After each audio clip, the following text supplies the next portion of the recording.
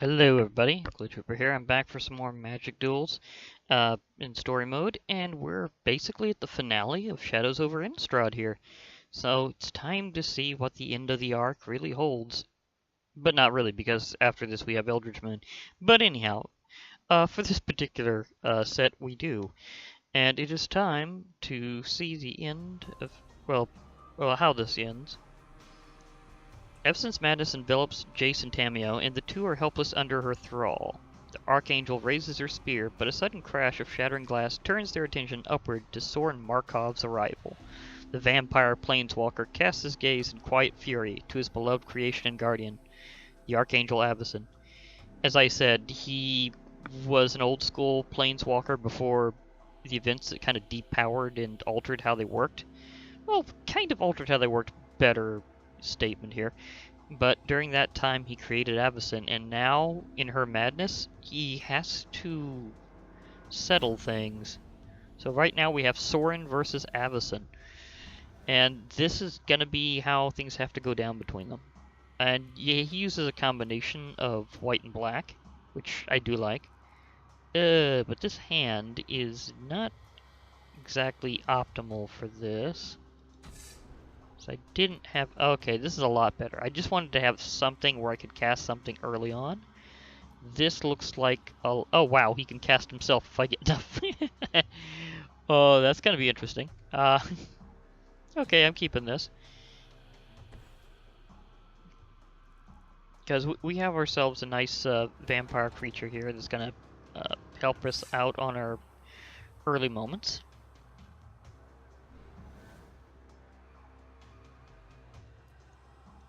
So play a swamp for some black, and immediately use that for this indulgent aristocrat.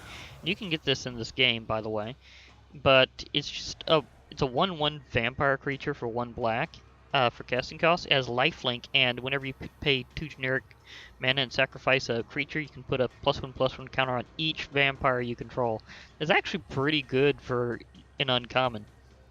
And I do like using this card myself in terms of my actual decks, so yeah, that comes in really handy. Tormenting Voice. Is additional cost to cast Tormenting Voice, discard a card, draw 2. So they're trying to shuffle through. What did they have there? They discarded a Flame Blade Angel. Oh gosh. Well, it is very expensive. So I can see them not using that immediately. Okay, well, since I can't cast anything else immediately, I'm going to put up my Forsaken Sanctuary. It's just basically one that comes in the battlefield tapped, but it later on will allow you to use black or white mana alternatively. So, yeah, and since I'm getting my attack in with some lifelink, I'm going to drain some health, and that'll help me be in a much better place pretty quickly. So the more I can harvest health, the better. And also, if I can manage to cast Sorin himself, that will be awesome. Thraben Gargoyle. As defender and pay 6, transform Thraben Gargoyle. And if you do so, it basically becomes a 4/2 flying. So it will be flying over my attacks, if she can afford that. That takes a lot of mana.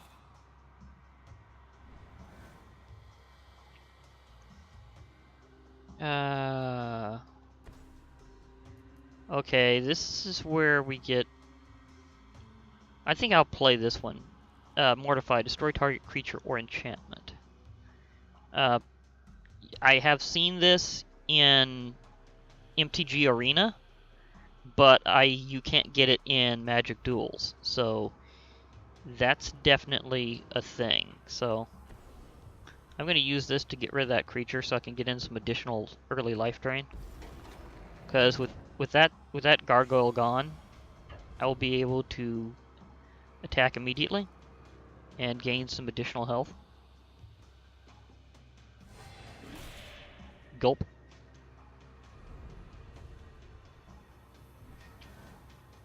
Because Sorin Markhov as a planeswalker here, it's like a converted mana cost is like 6, and always watching non-token creatures you control get +1/+1 and have vigilance. So yeah, that's a good one.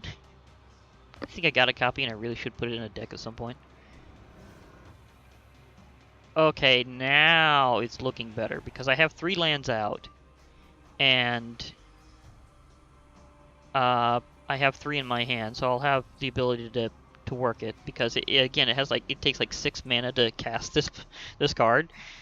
So if I just keep building up, I should be able to deal it out pretty well.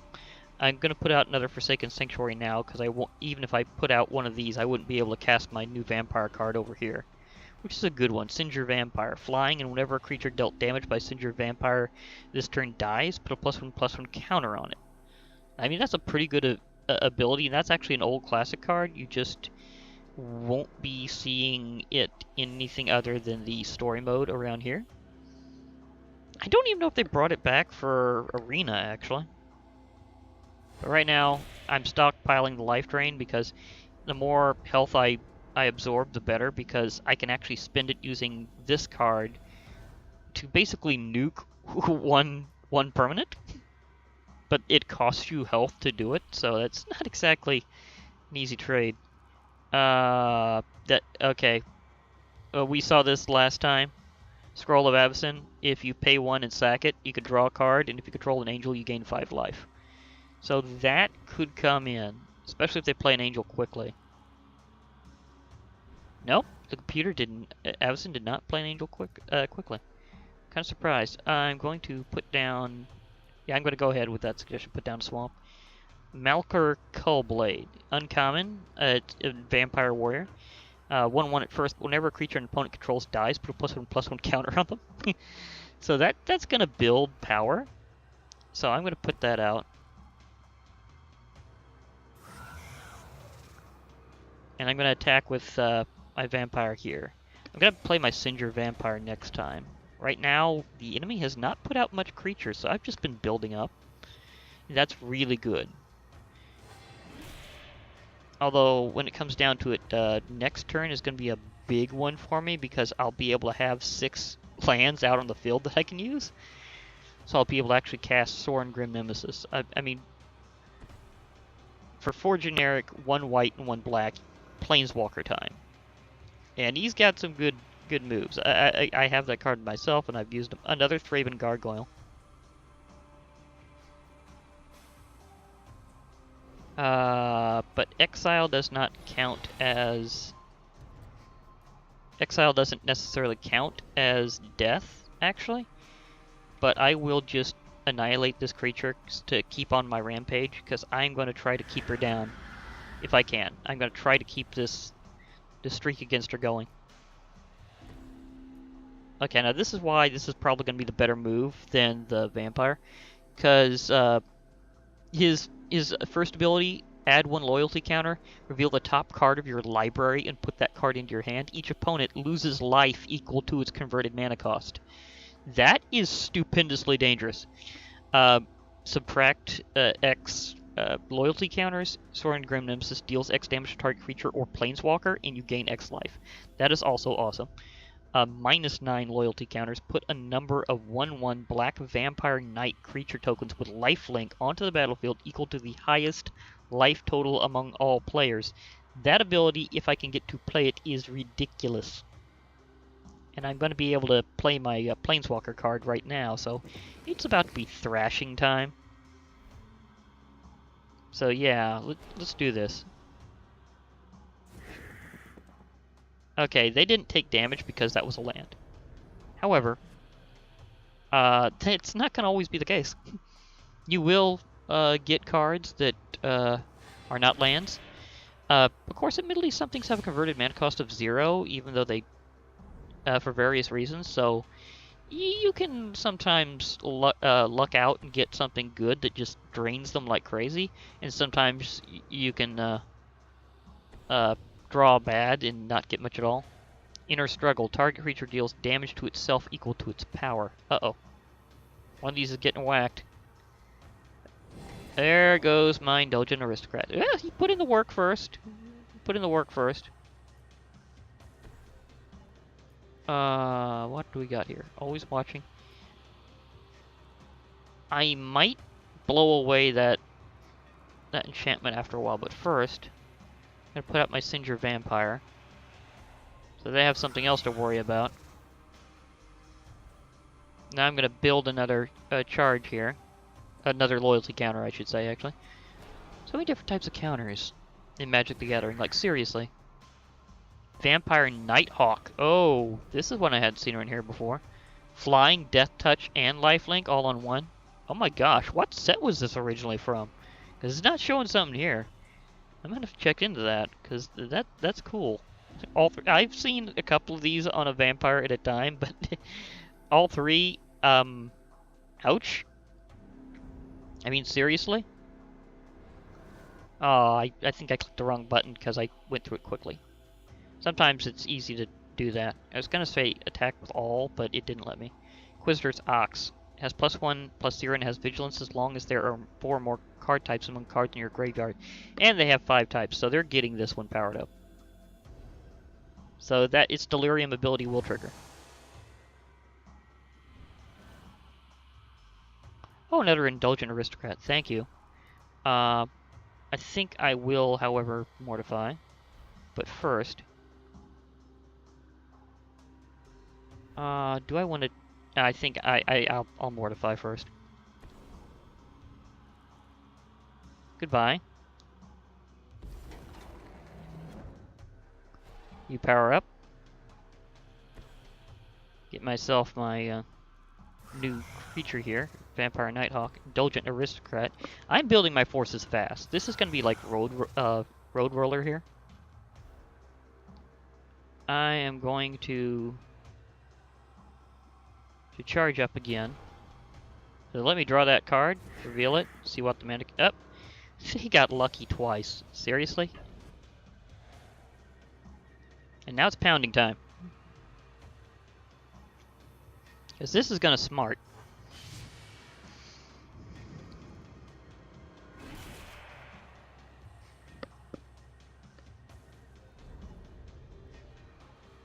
Ouch. I believe the creator is definitely outperforming his creation, because this is rather one-sided right now. Another Inquisitor's Ox, and as we know, that one's going to be powered.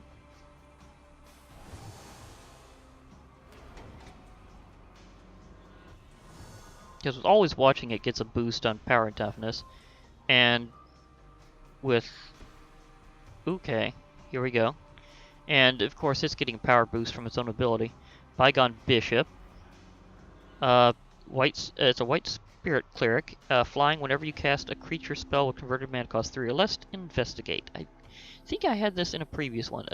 2/3 flying alone is worth it. So definitely gonna happen.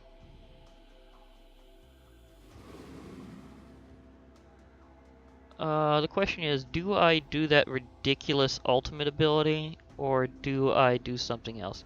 Because I could do something ridiculously else right now that I haven't really done before. I could blast that thing with full power, gain life, and then pummel with everything I got to finish this. I think I'm going to do it that way, because whenever you have, like, X in loyalty counter cost, they can be kind of like an ultimate, depending on how much you use it. Usually the biggest thing in terms of loyalty cost is considered a planeswalker's ultimate, so kind of a special bit of behind-the-scenes lore there. But whenever you have something as a variable cost, it can just get wild. And he will have... And I prefer to keep my planeswalkers alive as long as I possibly can.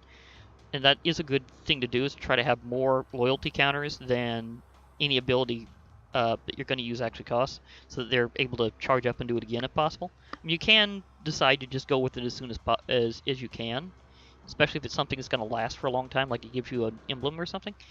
But I prefer to hold off unless I know they're probably going to die the next turn anyhow. But in this case, I think I'm going to go semi-ultimate here. He's going to have some loyalty counters left. You can rebuild later. And I'm not going to go full ultimate. I'm going to go this variable attack here. So I'm going to go ahead and spend X. Okay, choose value for X. Grimness deals X damage to target creature or planeswalker and you gain X life. So I'm going to spend 6 loyalty counters. out of 9. I'm going to drain this thing in one shot. Wow, that was awesome.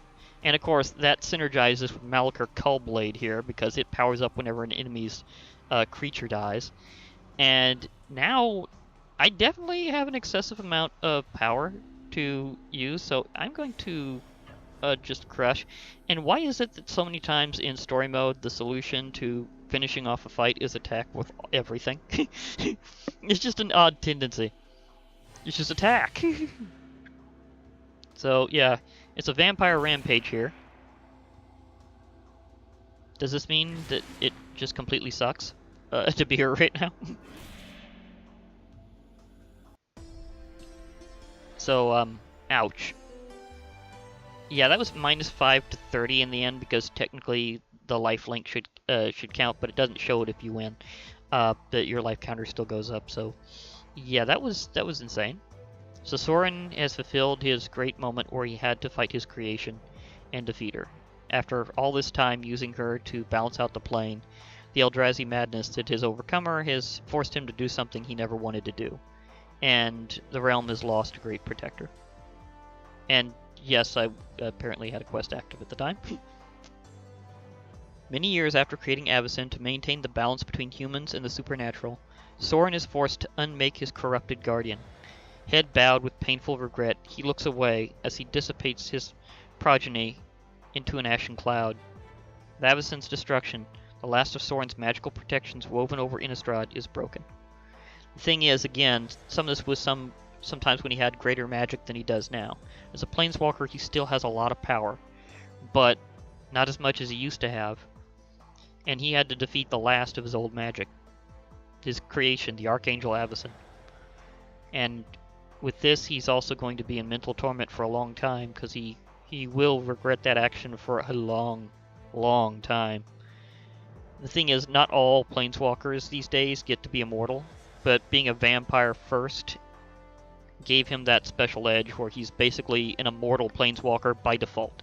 So he has lived long enough to see the events of the rending and the mending. He's lived to know the difference between what they had before and what they have now.